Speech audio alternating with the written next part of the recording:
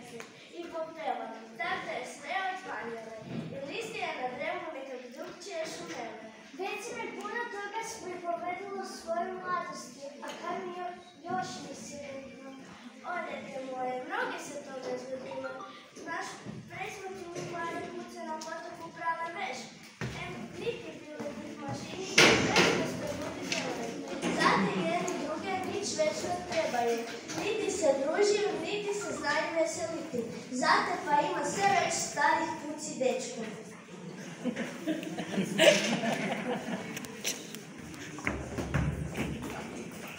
Joj puce, kako ne vidite, imate još puno posla. Mi bi vas neke nucali da bi vješao obnove.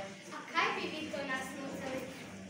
Mi moramo doma živjeti. No, vi takva sila, budete stigle sve napraviti. Dečki, kad mi nemate ni druge posla. Mi smo svoj posao napravili. A kaj u stvari čekamo? Zdaj bomo mi pokazali.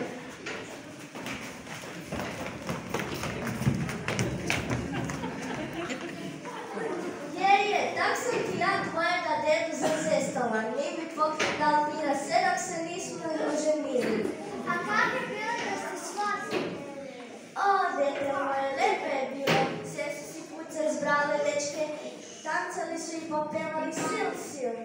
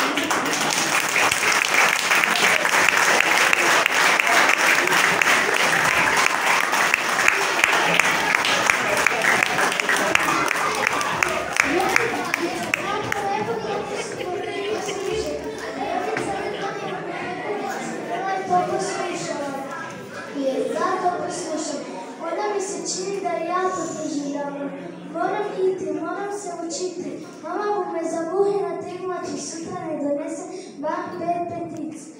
Kaj možeš? Voda moja puca. Dojde babica pak sutra, jedno čekam kaj boš mi sutra sprepovedati. Dobre, žuri se doma.